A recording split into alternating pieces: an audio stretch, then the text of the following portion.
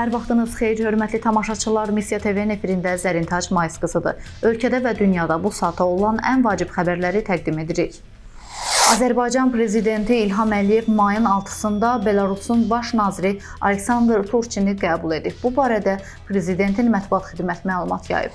Azərbaycan Avtomobil Yolları Dövlət Agentliyi Ağşəhər yol infrastruktur layihələri çərçivəsində Süleyman Vəzirov küçəsinin bir hissəsində yenidən qurma işləri aparır. Bu barədə Azərbaycan Avtomobil Yolları Dövlət Agentliyi məlumat yayıb.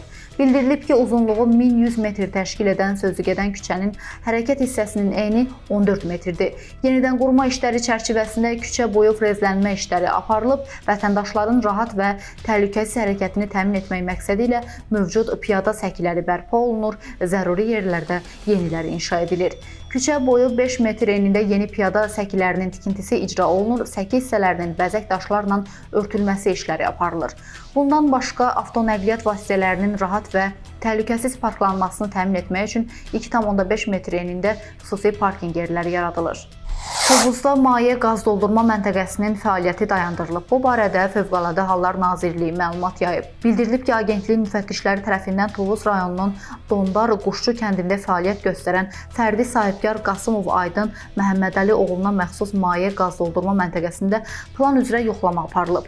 Yoxlama zamanı məntəqədə insan həyatı və sağlamlığı üçün təhlükə yarada biləcək pozuntular aşkarlanıb. Aşkar olunmuş nöqsanların dərhal aradan qaldırılmasının mümkün olmadığı, eləcə də İnsan həyatı və sağlamlığı üçün yaratdığı təhlükə nəzərə alınaraq maye qaz doldurma məntəqəsinin istismarı agentliyin əməkdaşları tərəfindən dayandırılıb və pozuntuların aradan qaldırılması üçün tərtib olunmuş aktın bir nüsxəsi sahibkara təqdim edilib. Bakının Sabunçu rayonunda itkin düşən qızları evində gizlədən taksi sürücüsü Ramiz Rasimoğlu Umudov həbs olunub.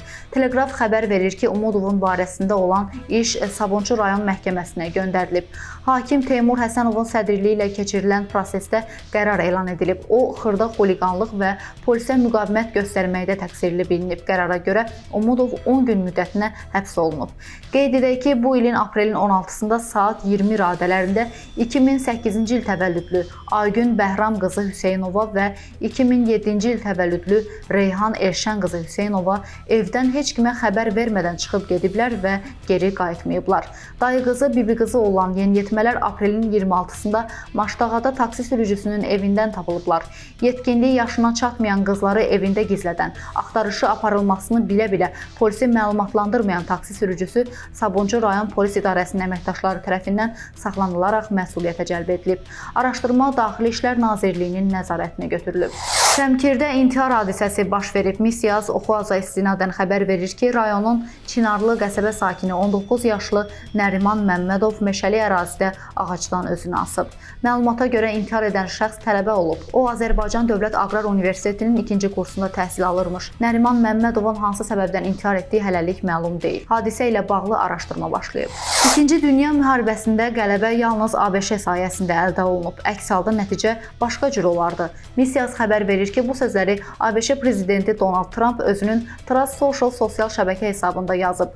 Biz 2 dünya müharibəsində qalib gəldik, amma heç vaxt buna görə tərif götürmədik, lakin hamı bunu edir.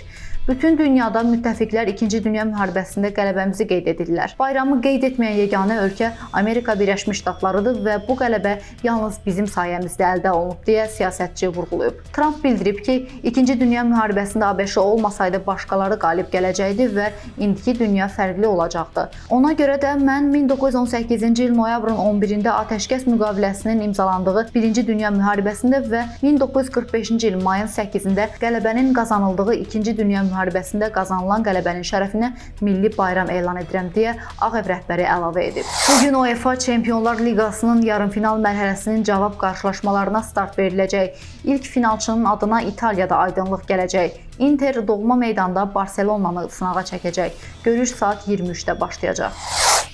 Belə hörmətli tamaşaçılar, ən vacib xəbərləri diqqətinizə çatdırdıq. Siz isə YouTube kanalımıza abunə olmağı unutmayın ki, videolarımızı operativ şəkildə izləyə biləsiniz. Sağ olun, salamat qalın.